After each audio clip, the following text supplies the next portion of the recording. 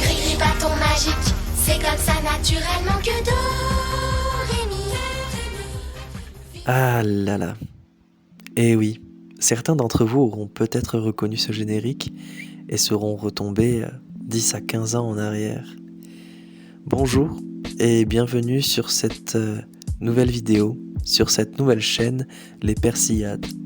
Je m'appelle Nicolas Ruzon, je suis artiste et j'œuvre sous le nom de Persil, d'où le nom de ma chaîne Les Persillades. Vous avez sûrement fait le lien directement. Nous sommes donc rendus à la deuxième vidéo de cette chaîne. Si vous avez écouté, oui parce que je conseille d'écouter ces vidéos comme un podcast, parce que je parle plus qu'autre chose, et c'est souvent une image fixe. Mais peut-être que cette vidéo sera un peu plus dynamique que la précédente. En parlant de la vidéo précédente, si vous l'avez écoutée, vous avez sûrement remarqué que j'avais été un peu aigri, un peu énervé, un peu en colère. J'ai la colère, j'ai la rage, je suis énervé. Demandez-moi à cause de qui. Il y a une personne qui vient de me provoquer là. Mais je vous promets que cette vidéo sera bien plus détendue et aura un ton un peu plus jovial. Car aujourd'hui nous allons parler de l'une de mes toiles. En attendant d'avoir une deuxième partie sur la vidéo bouteille de pisse, sur la toile bouteille de pisse, qui prend du temps car cela nécessite certaines recherches et l'attente de réponses de certains témoignages de certains artistes. Eh bien, je vous propose de vous plonger avec moi dans plusieurs de mes œuvres. Peut-être les prochaines 2 à 3 prochaines vidéos seront un peu plus ouvertes, un peu plus détentes. Et aujourd'hui, je vais vous parler en particulier de Nostalgie magique. Je l'ai exécutée en 2023, elle fait 80 sur 80 cm et c'est une huile sur toile. Cette toile s'inspire d'un dessin animé de mon enfance qui passait sur France 5.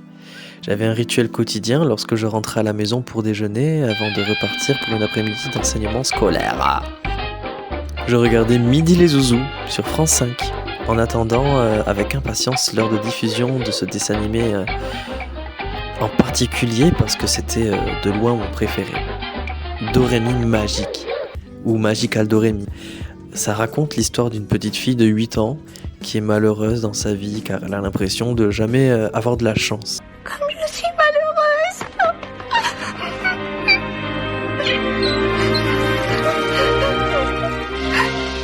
Personne ne m'aime. En se promenant dans la rue afin d'oublier sa peine, elle tombe sur un magasin magique tenu par une sorcière, la sorcière Bobos.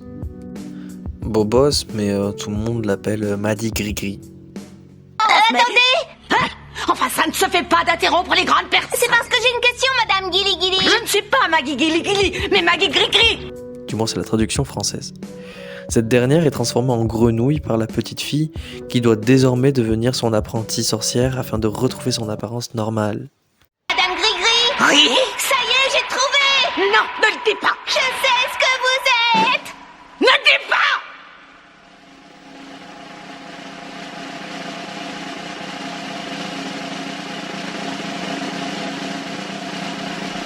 Une sorcière.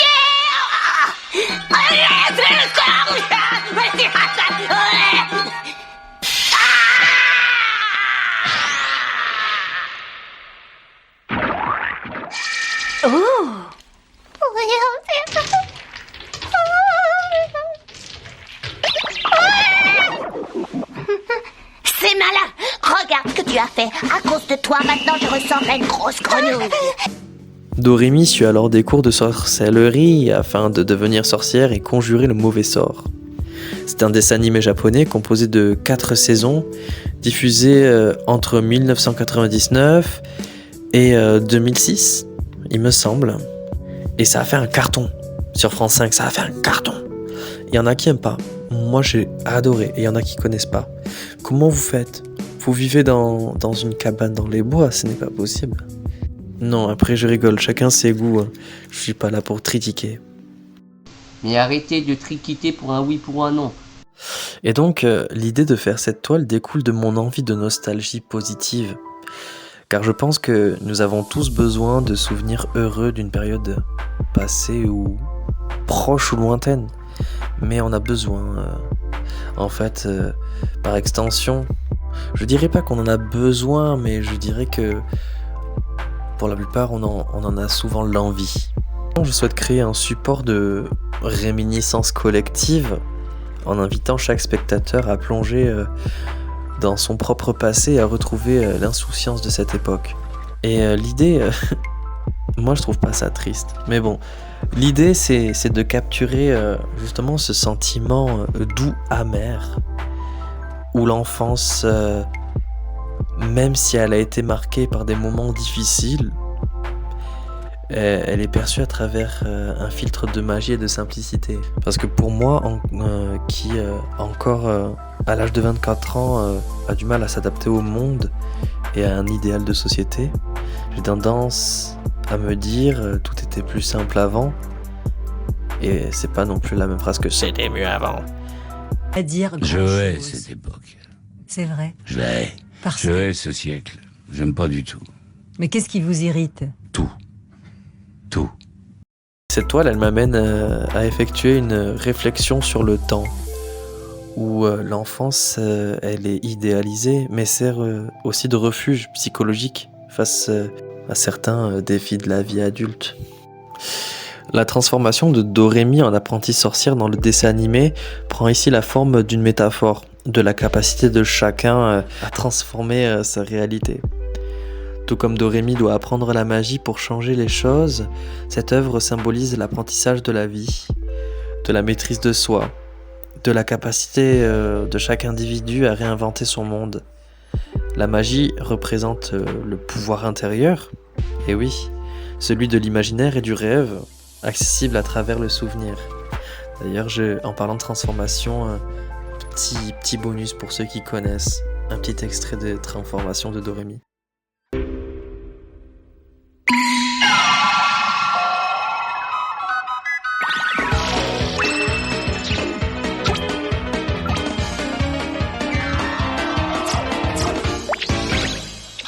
Pirouli, piroula, et voilà.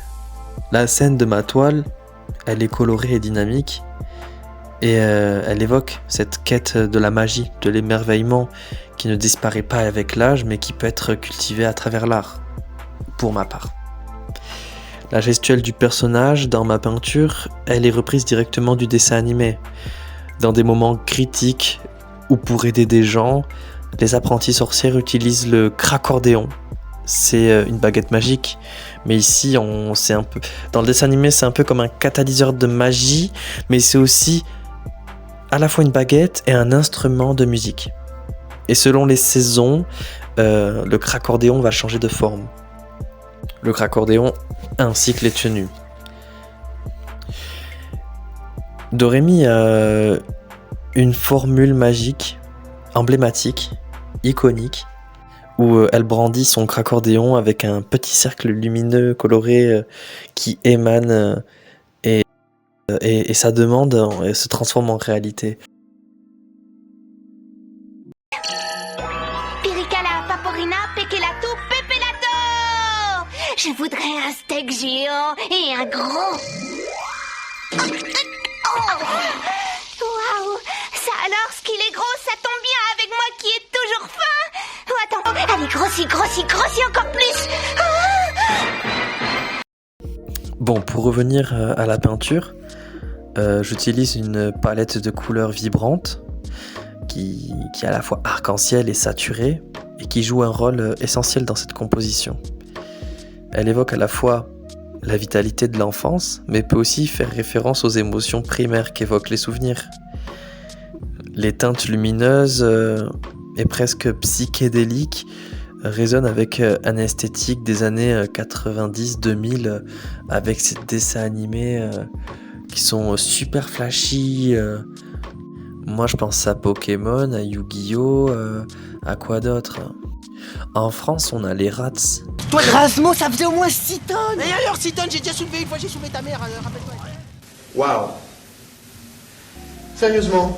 Et les instincts de l'espace. J'adore les instincts de l'espace. Peut-être que je ferai une toile sur ça un jour. C'est simple, c'est accrocheur et c'est destiné aux enfants et on sait pourquoi. C'est du sucre visuel. C'est addictif, c'est de la drogue.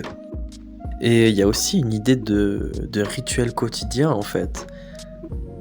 Dans le fait de regarder l'épisode en rentrant de l'école tous les jours de la semaine à part le week-end, ça devient quelque chose de symbolique.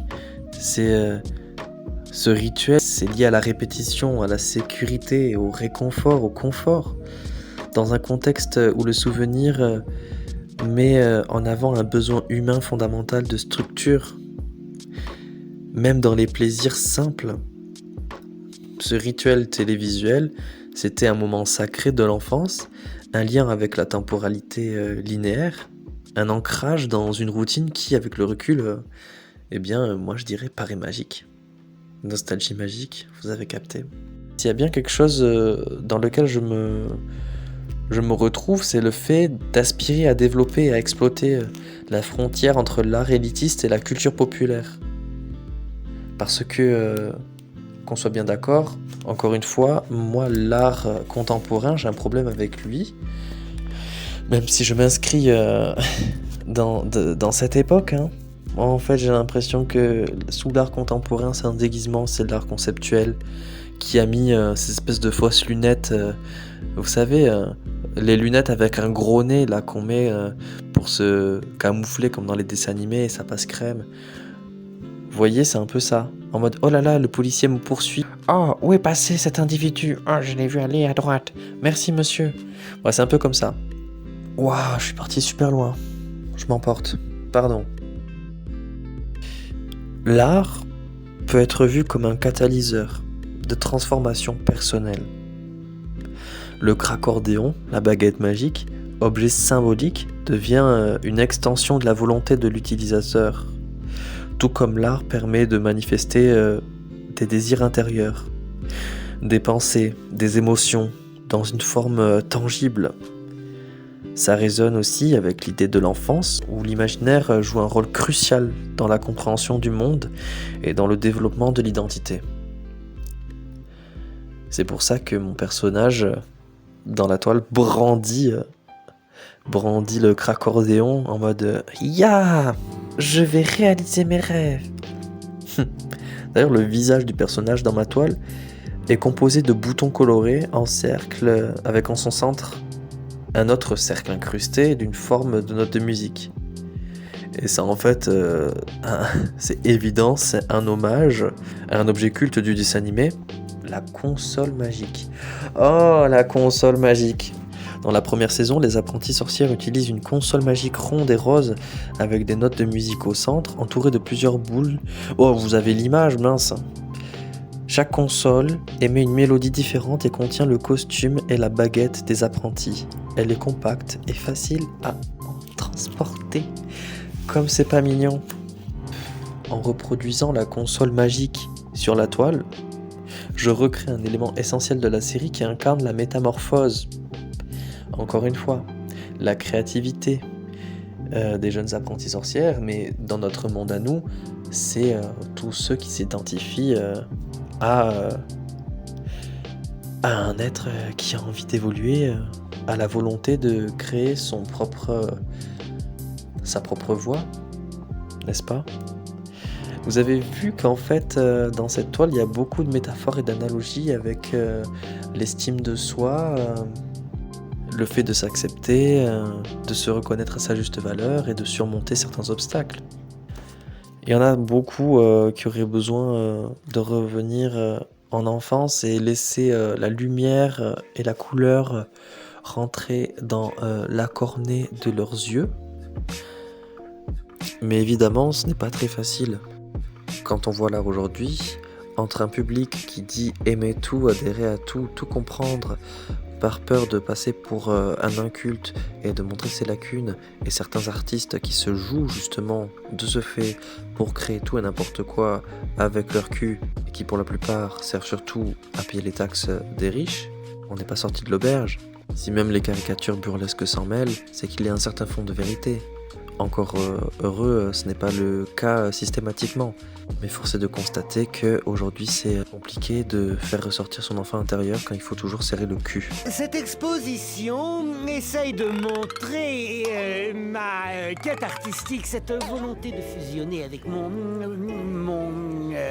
C'est si...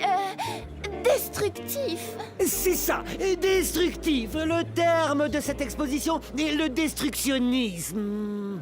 Je vous décerne le prix du plus top génie sur Terre. Mauvaise blague. Waouh, je me suis encore emporté.